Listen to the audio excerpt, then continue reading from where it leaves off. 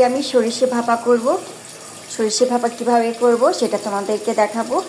আর এই দেখো সুন্দর করে দুটো ইলিশ মাছ নিয়ে নিয়েছি। এবার এগুলোকে আমি কেটে নিব, ভালো করে কেটে ধুয়ে সুন্দর করে।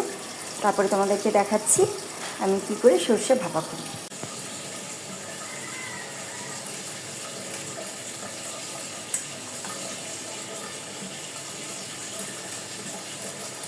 যে মাছগুলোকে কেটে নিচ্ছি, দুটো মাছ এরকম করে করে সুন্দর করে করে কাটবো।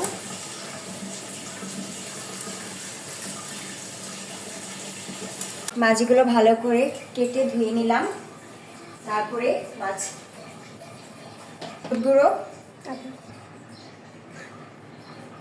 হলুদ গুঁড়ো দিলাম,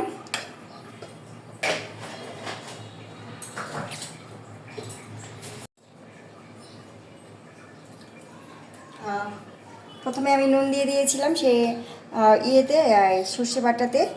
তো এবার আমি একটু সরিষার তেল মাখিয়ে নেব।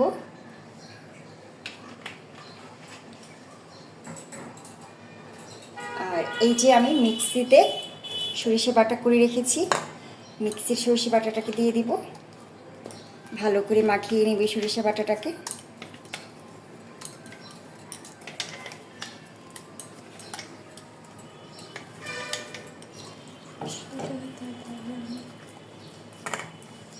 এই যে সুন্দর করে ভালো করে মাখা সেই সামান্য একটু জল দিয়ে দিব।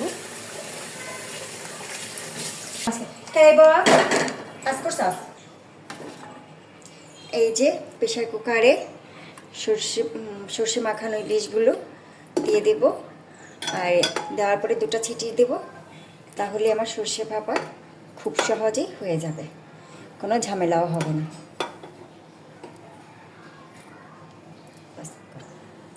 একটু জল দিয়ে দেব,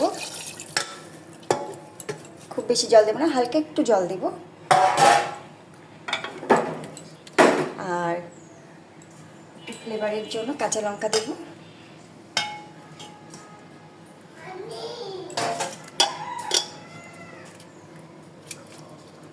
মাছগুলোকে সুন্দর করে সাজিয়ে দেব।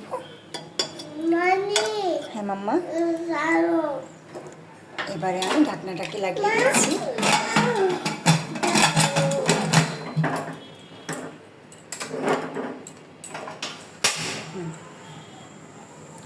এবার দুটো সিটি আসলেই আমি নামিয়ে নেব। সর্ষে ইলিশ আমার কমপ্লিট হয়ে গেছে। এবার আমি প্রেসার কুকারটা না খুলে তোমাদেরকে দেখাবো।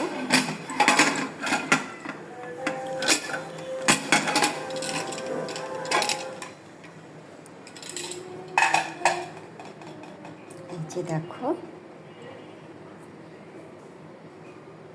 খুব সুন্দর গন্ধ বের হয়েছে।